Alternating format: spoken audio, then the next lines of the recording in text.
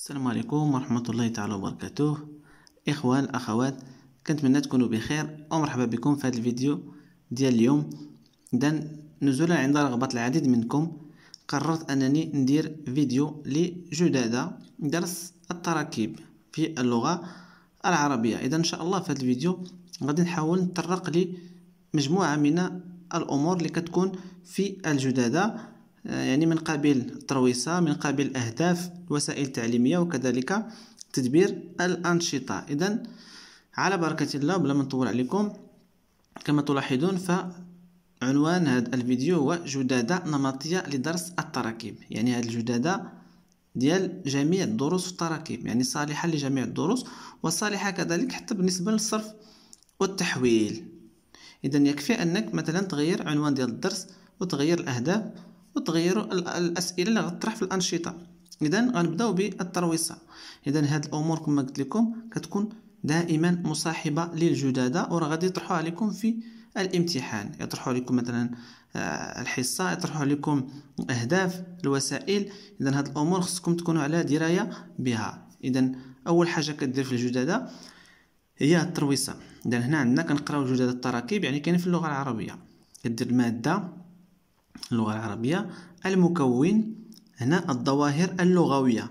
الظواهر اللغوية في اللغة العربية هي التراكيب، صرف التحويل، والإملاء. عقلوا عليهم هاد الثلاثة هما الظواهر اللغوية: التراكيب، صرف التحويل، والإملاء.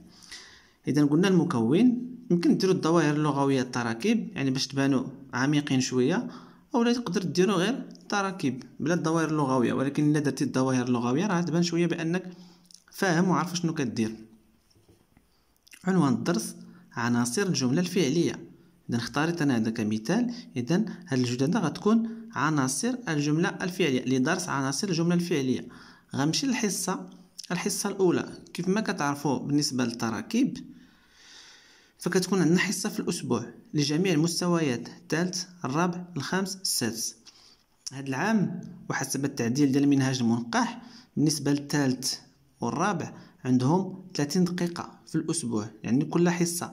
بالنسبة للثالث يعني الأستاذ غادي يشرح الدرس بطريقة مستضمرة، يعني غيحاول يتطرق ليه غير هكا شفويا، ما غاديش يكتب التاريخ ويقول لهم جبدوا الدفاتر وكتبوا القاعدة، يعني غيحاول يتطرق للدرس غير شفويا.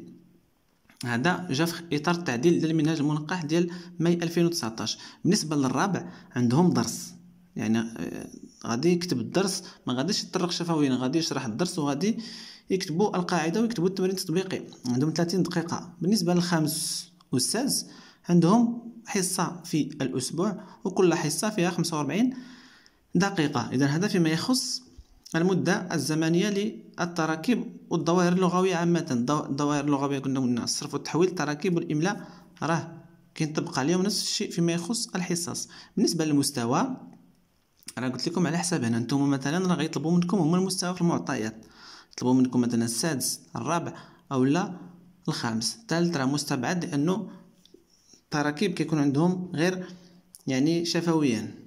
نتوما يطلبوا منكم في المستوى راه غادي تحطوه هنا. بالنسبه لهاد الامور راه كيشيروا ليها في الاسئله. اذا غنمشي للاهداف التعليميه. قلنا ان الاهداف راه هي كتحقق في النهايه ديال الدرس، يعني هاد الاهداف انا خصها تحقق ليا في النهايه ديال هاد الدرس، في النهايه ديال 45 دقيقه او 30 دقيقه. من بين الاهداف اللي كاينين في هاد الدرس ان يتعرف المتعلم، ديما كديروا يتعرف المتعلم، ان يتعرف المتعلم الجمله الفعليه وعناصرها. قلت لكم الاهداف كما ديجا شرحت في الجداده ديال ليكسبرسيون اكريت والجداده ديال لا كونجيغيزون، ان الاهداف كنجيبوهم من لوبجي، كنجيبوهم من العنوان ديال الدرس. عندي هنا عناصر الجمله الفعليه. اذا الاهداف ان يتعرف المتعلم الجمله الفعليه وعناصرها، كنشد عنوان الدرس وكنزيد ليه ان يتعرف المتعلم، واحد الهدف. الثاني كنحاول نتعمق فيه شويه: يوظف المتعلم الجمل. هاد الجمل الفعليه اللي غيعرف انا بغيتو يوظفهم ليا في تعبيرين شفهي، يعني الا عاد يتكلم ليكسبرسيون اورال، التعبير الشفهي، او التعبير الكتابي الا بغى يكتب لي انشاء، يحاول يوظف لي هاد الجمل الفعليه. مفهوم؟ اذا هادو بالنسبه للاهداف. الا عندكم مثلا شي درس اخر، النعت او الحال او عندكم اي حاجه، الصرف والتحويل او التراكيب، راه دائما الاهداف كتجيبوها من عنوان ديال الدرس. عندكم مثلا عنوان ديال الدرس الفعل الصحيح، غتجي هنا في الاهداف ودير ان يتعرف المتعلم الفعل الصحيح. الهدف الثاني ان يوظف المتعلم الفعل الصحيح. مثلا الهدف الثالث ان يعرف المتعلم انواع الفعل الصحيح. راه الاهداف راه ساهلين، والنقطه ديال الاهداف راه خصكم تجيبوها، حيت الاهداف راه غادي يطرحوهم عليكم 100%، وهاد النقطه ما خصكمش تزقلوها. دونك كتجبدوهم من عنوان ديال الدرس. بالنسبه لواحد النقطه انا في الاهداف، الا بغيتي تجاوب عليهم في سؤال مستقل راه ممكن، بغيتي تدخلهم مع الجدادة راه ممكن، يعني لك الاختيار. اذا الاهداف كنمشيو الى الوسائل التعليميه، يعني كنقول الوسائل التعليميه، الوسائل الديداكتيكيه او المعينات الديداكتيكيه، وهي تلك الامور اللي كيستعمل المعلم او الاستاذ في تدبير الحصه. كتاب المتعلم يقدر يستعمل السبوره. ردوا البال، هذا الخطأ راه تيكون اغلبيه ديال الاخوان تيكتبوا السبوره بالصاد. راه الا كتبتي السبوره بالصاد راه يعني حالتك خطيره في الامتحان. يعني حاول ردوا البال لهذا الخطأ. هذا الخطأ راه متداول، انا ماشي زعما كنقول لكم هذا الخطأ راه متداول. يعني السبوره بطاقات صور او لا الواح، يعني بالنسبه لهاد المعينات راه كتختلف على حسب الدرس، كيكونوا بزاف ديال المعينات، ولكن هادو هما اللي كيتكرروا. صيغه العمل، عمل فردي او لا ثنائي، يعني بينوم جوج او لا جماعي. اذا هذه هي الترويصه ديال الجداده. بالنسبه للغه العربيه الافضل ديروا الاهداف هنا في الجداده، ديروا الوسائل التعليميه وتزيدوا صيغ العمل. بالنسبه لهاد كما قلت لكم هاد الترويصه راه كتكون منقطه بوحدها، يعني الا درتوها غير هي بوحدها راه عندكم تقريبا واحد 30% او لا 25% ديال لا نوت ديال الديداكتيك. اذا دابا غادي ندوزو الى المراحل وتدبير الانشطه. بالنسبه للتراكيب كنقسموا الجدول على هذا الشكل، كيكون عندنا المراحل وتدبير الانشطه التعليميه التعلميه. بغيتي ديروا هكا تدبير الانشطه التعليميه التعلميه اللي داخله فيها انشطه المتعلم وانشطه المعلم راه مزيان. ما بغيتو كتقسموا الجدول بحال هكا، كديروا انشطه المعلم وانشطه المتعلم. مثلا المعلم يطرح السؤال، المتعلم يجيب. ولكن في اللغه العربيه من الاحسن تخليوها هكا، تدبير الانشطه التعليميه التعلميه. في الفرنسيه مزيان تفرقوها، ديروا لي زاكتيفيتي ديال لونسينيون و لي زاكتيفيتي ديال لابرونون. دونك غديروا بحال هكا. بالنسبه للتراكيب او الظواهر اللغويه عامه كاين عندنا 4 المراحل. كاين وضعيات او لا 5 عفوا، كاين وضعيه الانطلاق، كاين الملاحظه والاكتشاف، كاين الاستنتاج، كاين التطبيق، ثم عندنا التصحيح. دونك غنبداو بالمرحله الاولى اللي هي وضعيه الانطلاق، يعني التمهيد. اشنا هما الانشطه التعليميه التعلميه في هذه المرحله؟ اولا يهيئ الاستاذ المتعلمين والمتعلمات من خلال طرح اسئله.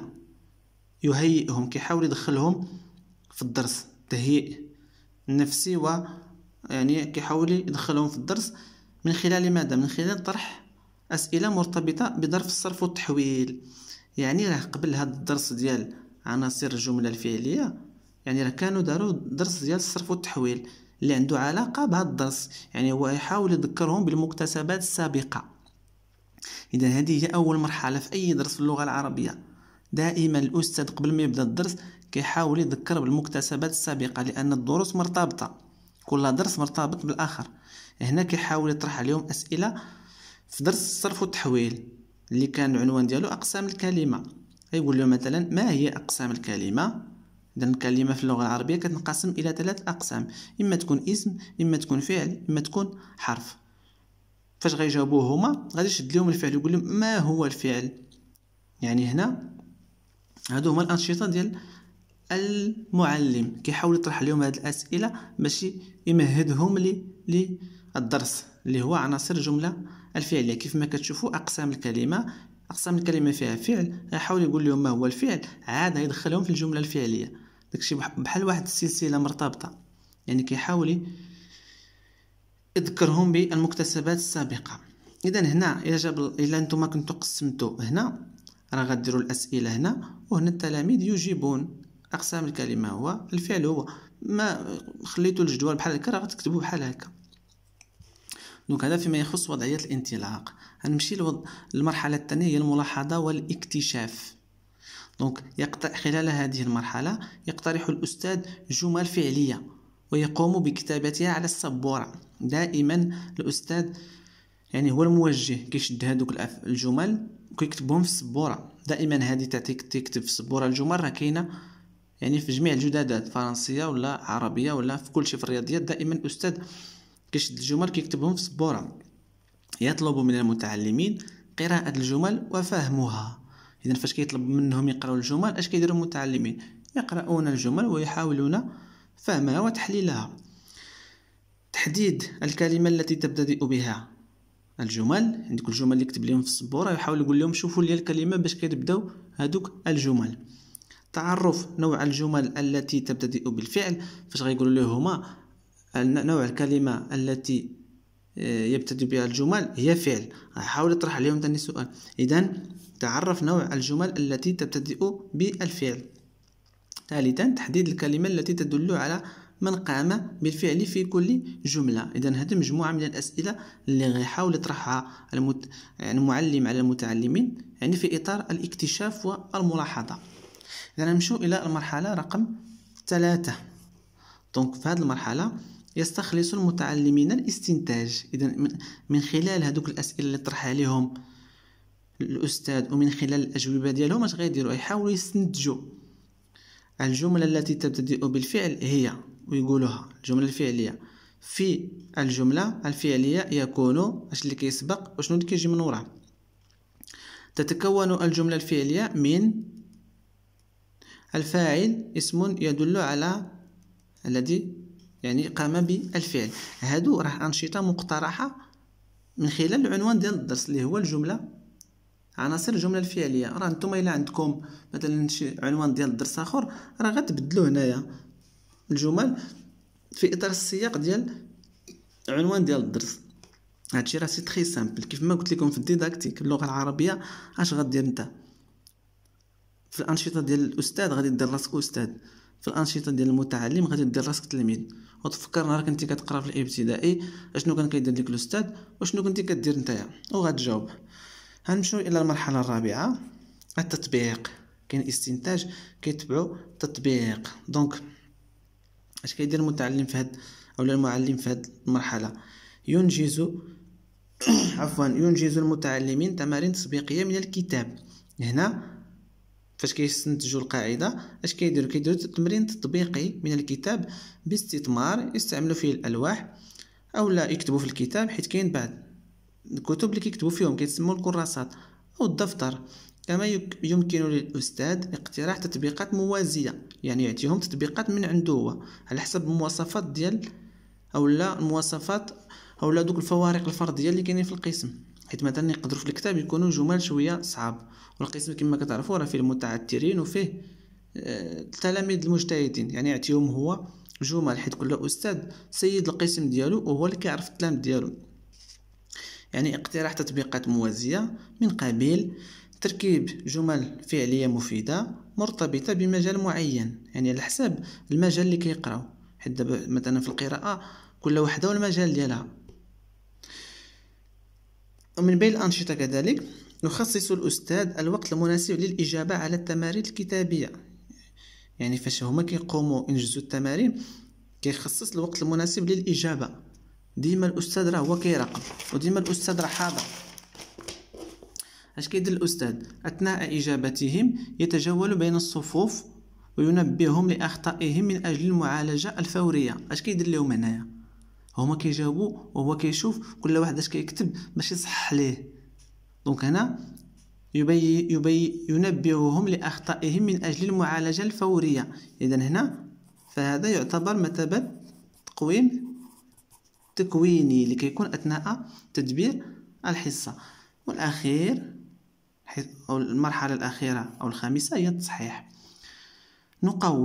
تقوم وتصحح إنجازات المتعلمين والمتعلمات فرديا أو ثنائيا أو جماعيا وفق ما يراه الأستاذ ملائم. يعني الأستاذ اللي غيقرر واش فردي ولا بينوم ولا جماعي، وينتهي بالتصحيح الفردي على الدفاتر أو كتب المتعلمين. في الأخير كيقول لهم يلا جبتوا الدفاتر ديال التطبيقات وصحوا الاخطاء ديالكم بالقلم الاخضر. اذا هذا فيما يخص جدادة التراكيب، يعني جدادة نمطية وصالحة لجميع الدروس، تراكيب الصرف والتحويل والاملاء. يعني ضبطوا الترويصة، ضبطوا الاهداف اللي كنخرجوا من العنوان، الوسائل التعليمية، المراحل، تطبيق الانشطه التعليميه التعلميه. اذا هذا كل ما يخص الجدادة. اذا كنتمنى يعجبكم الفيديو، وكنتمنى تكونوا كتستافدوا فعلا من هذا الشيء اللي كندير. وما تنساوش ابوني في القناه باش يوصلكم الجديد، وكنتمنى لكم التوفيق والنجاح. والسلام عليكم ورحمه الله تعالى وبركاته.